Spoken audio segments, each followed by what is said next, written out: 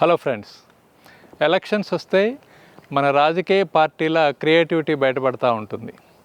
వాళ్ళని గెలిపించడం కోసం ఆ కంపెనీలు పెట్టుబడి పెట్టేవాళ్ళు, అంటే రాజకీయ పార్టీలని కాసేపు రాజకీయ కంపెనీలు అనుకుందాం, ఎందుకంటే it is all profit and loss game లానే అయిపోయింది. కాబట్టి వాళ్ళ కోసం ఇన్వాల్వ్ అయిన వాళ్ళు, మేధావులు, బ్రహ్మాండమైనటువంటి ఇంటర్నేషనల్ ఈవెన్ వాళ్ళు, social media experts, digital experts, marketing experts, ఒక ప్రోడక్ట్ని ఎలా అయితే మార్కెట్ చేస్తారో ఒక రాజకీయ పార్టీని, రాజకీయ నాయకుడిని అలాగా మార్కెట్ చేయడం, ప్రమోట్ చేయడం, అమ్మడం, సో దానితో పాటు ఆన్ టాప్ ఆఫ్ డబ్బులు ఇవ్వడం, వీటన్నిటితోటి జరుగుతున్న క్రమంలో అది చూస్తే ఆశ్చర్యం వేస్తుంది. అంటే మనం వ్యవస్థలో ఒక సిస్టమ్ని బిల్డ్ చేసుకోలేమా? రాజకీయ పార్టీలు ఏదైనా ప్రామిస్ చేయొచ్చా? ఏదైనా మేనిఫెస్టో చేయొచ్చా? ప్రజలకి మేనిఫెస్టోలో మేము మీ ఇంటికి వచ్చి డబ్బులు ఇస్తాము, మీకు అది చేస్తాము, మీకు ఇది చేస్తాము, ఇవన్నీ చెప్పొచ్చా? నిజంగా 75 సంవత్సరాల స్వాతంత్రం తర్వాత కూడా మౌలిక వసతులు కూడా మనం ఇంకా ఇబ్బందిగా ఉన్నాం. పబ్లిక్ టాయిలెట్స్ చాలా చోట్ల లేవు, సరైన పబ్లిక్ ట్రాన్స్పోర్ట్ సిస్టము చాలా చోట్ల లేదు, సరైన విద్యా వసతి ఇంకా లేదు, ఆరోగ్య సౌకర్యం ఇంకా లేదు. విద్య, వైద్యం, ఆరోగ్యం, ఉపాధి ఇలాంటి రంగాల మీద ఎక్కడా ఏ మేనిఫెస్టోలో లేకపోవడం అత్యంత దురదృష్టకరం. ఎందుకంటే ఏ దేశంలోనైనా ఏంటి ఆరోగ్యము, విద్య, ఆహారము, ఆపర్చునిటీ, పని ఇలాంటివి కదా.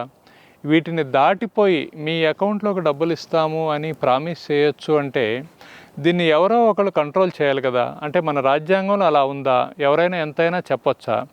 ఒకళ్ళు 4,000, ఒకళ్ళు 5,000, ఒకళ్ళు 10,000 మీ అకౌంట్లోకి వేస్తాం, మీకు ఆ స్కీమ్ పెడతాం, ఈ స్కీమ్ పెడతాం, ఇన్ని చెప్పొచ్చా? ఇది ఒక ర్యాండమ్ లాగా ఒక రిఫరెండంగా తీసుకొని, ఒక రిఫరెండం కంట్రీ వైడ్ కండక్ట్ చేసి, పార్టిసిపేట్ చేసి, జస్ట్ ఈవెన్ ఒక ఎస్ఎంఎస్తో అయినా తీసుకోవచ్చు కదా. మనం మేనిఫెస్టోస్ ఎలా ఉండాలి, వీటికి లోబడి ఉండాలి అని ఒకటి తీసుకొని, కోర్టులు కానీ రాజ్యాంగ వ్యవస్థలు కానీ మేనిఫెస్టోకి ఒక పరిధులు పెట్టకపోతే ఈ మేనిఫెస్టో రాబోయే సంవత్సరాల్లో ఎక్కడికి వెళ్తాయో అర్థం కావట్లేదు. అంటే ఇంత దుర్మార్గంగా ప్రామిస్ చేసి మళ్ళా మేము ప్రజలకు మాట ఇచ్చాం, మేము వీటిని నెరవేరుస్తామని చెప్పేసి మళ్ళా పాపం ఎవరో కష్టపడే కొంతమంది ట్యాక్స్ పేయర్స్ దగ్గర డబ్బు కలెక్ట్ చేసి దాన్ని సమాజంలో బాగు కోసం, మౌలిక వసతుల కోసమే కాకుండా ఆ ప్రభుత్వాలు అధికారంలో ఉండడం కోసం ఉపయోగించి ఏంటిది ఈ విషవలయం ఎక్కడ ఎండ్ అవుతుంది? అందుకని ఒక పబ్లిక్ డిమాండ్ లాగా మనందరం మేనిఫెస్టోస్ కమిటీ ఒకటి వేసి, ఇప్పుడు ఒకేసారి ఎలక్షన్లు ఉండాలి, ఒకే దేశం ఒకే ఎన్నికలు ఉండాలి, ఇలాంటి వాటన్నిటి మీద చర్చ జరుగుతుంది కదా. అసలు మేనిఫెస్టోస్ ఏముండాలి? దాని కాకుండా ఇంకా మోర్ పబ్లిక్ కన్వీనియంట్ కోసం ఏం చేయగలరు? ఇది ఇండివిజువల్ ఓట్లు కొనుక్కునే లాంటి మేనిఫెస్టోస్ అయిపోయినాయి. అలా కాకుండా ఒక వ్యవస్థ మొత్తానికి ఉపయోగపడేలాగా అలాంటివి ఎలా చేయొచ్చు, ఏం చేయొచ్చు అనే దాని మీద మరింత డీప్గా చర్చ జరగాలి.